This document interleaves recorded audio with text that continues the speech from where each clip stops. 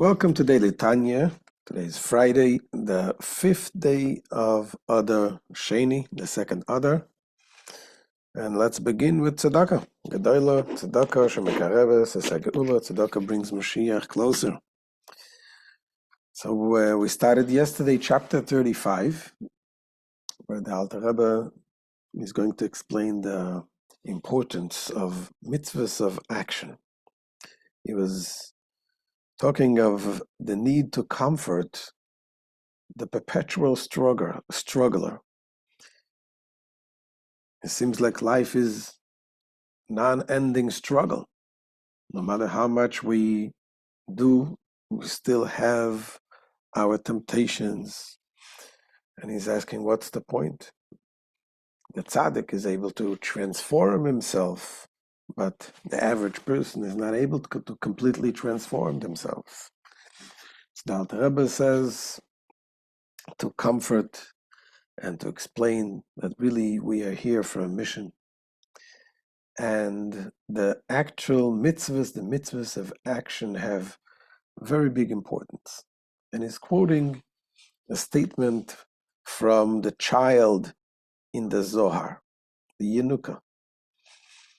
And the Zohar quotes the child, it was the child of Rabbi Nuna Saba, who says what King Solomon says, a chacham einav b'roshei, the wise person, his eyes is in his head.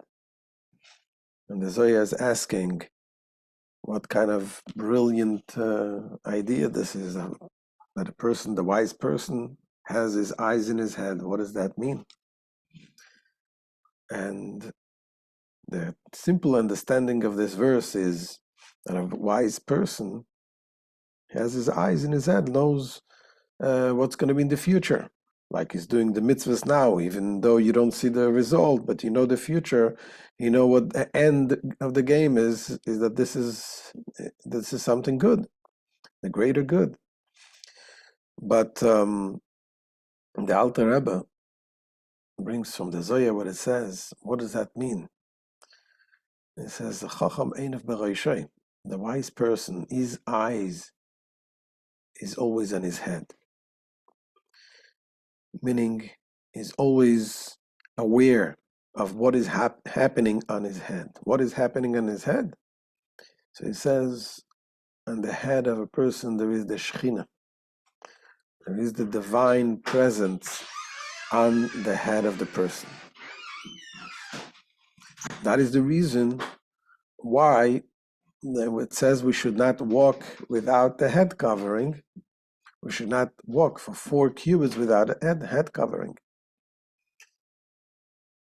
And he explains that this is what King Solomon says. You got to make sure shemen al roishcha al yechser should not be lacking oil on your head. And he's going to explain what is this oil. So let's see inside what the Alter Rebbe says. Says the Alter Rebbe, to bring comfort, to understand that the person who is constantly struggling, what is the point? The point is to do the mitzvahs, la soisoi, to do the mitzvahs of action. And by first introducing the statement from the Zohar. Says Alter Rebbe, v'hu behagdim loshen yenuka, bezoya parshas balak. Now above mentioned difficulties will be resolved by clarifying first the comment of the Yenuka quoted in the Zohar Parshas Balak. Yenuka means the young child. And on the verse, Al Pasuk Chacham Einav B'roshei, in the verse, that the wise man's eyes are in his head.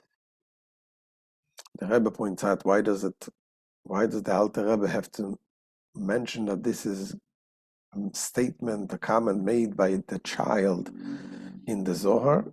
And it says, because this is a message, what we're going to learn is something that has nothing to do, is talking about the importance of mitzvahs of action. And this has nothing to do with the level of understanding, the depth of understanding, even the simple level, even from childhood. You connect with that concept that you have to have your eyes in your head, as we'll explain. So it continues the Zohar comments, V'chi ba'an asar einoi de barnash chulu. The Zohar comments, where else are a man's eyes? He's asking, is the eyes in your arm and your body? Of course it's in the head. What's the great novelty here? Elo kro hochehu vadai. Surely the meaning of the verse is as follows. Detnan, because we have learned, Lo yahach bar nash begiluya dereishe arba ames. A man must not go 4 cubits while bareheaded. My timer, what's the reason? The Shchinta shari al reishe. Because the Shechina, the divine presence, rests upon his head. And this is the meaning that the Chacham, the wise man, his eyes and his words, it's always about what's happening on his head. V'kol Chacham einoi yomile bereishe inun, be'ahu desharya v'kaima al reishe. Therefore, every wise man has his eyes, meaning his interest and concern, and hence also his speech, concentrated in his head. Meaning, in that light of the Shechina which rests and abides above his head.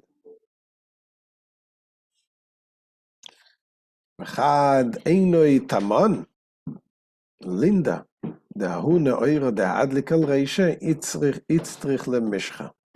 Now, when his eyes, when his interest and concern are there, he must know that this light kindled above his head, meaning the light that shines upon his soul, requires oil. So he says basically what he's saying is that the body is like a wick. And the Shechina, the divine presence, rests on the head. And that is the fire, that is the light. Now, the light, the fire needs oil. Although the fire burns on the wick, but the wick itself doesn't give the proper fire. Not only if you light the wick, it's going to last for a short time, but in addition, the quality of the fire is not the same as the quality that comes through the oil. The oil is much more pure fire. And that's what he's going to explain, that the body is the wick, and on top of the person, there is the divine presence, the fire, the godly light, the divine light. And the oil is the mitzvahs, the commandments, the actual mitzvahs, the mitzvahs of action, the actual deeds of fulfilling God's will. This is the oil that keeps the light, the divine light, shining. That's what it says. The adlik al reishe itzrich lemichsha. And when his eyes, his interest and his concern are there, he must know that his light kindled above his head, the light that shines upon his soul, requires oil. Begin the gufa de barnash iyu pesila unohira adlik le'ela. For man's body is the wick that retains the luminous flame, and the light is kindled above it. Ushloima malka tzavach ve'ama ve'shemen al reishcha al yechsa. And thus King Solomon cries out, saying, let there be no lack of oil above your head. For the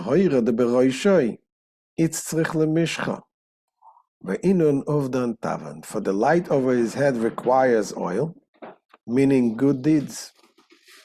The good deeds that man performs are the oil which supplies the light, illuminating his soul.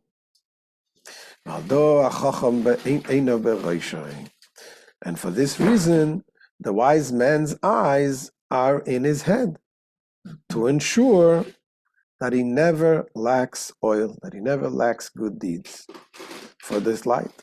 Ad kalashoinoi, the quotation from the Zohar ends here. So that's what it brings from the Zohar. about the oil that we need to make sure we have enough oil.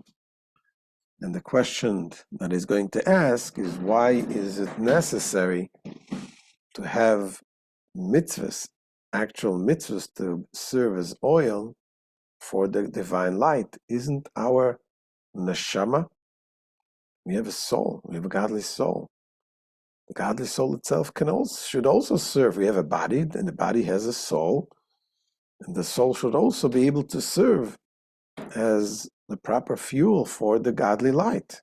Why do we need the mitzvahs of action, actual mitzvahs, to keep the light going? So that we will explain in Minutes Hashem tomorrow, Motzei Shabbos. This Shabbos, of course, is the Shabbos Pekudei, yet Shabbos Chazak. We're concluding the second book of the Torah, so make sure to be there and to get all the strength from the finishing of the Torah. Chazak, Chazak, v'nitchazek. Have a wonderful Shabbos. We'll see you, Mitzvah Hashem, after Shabbos.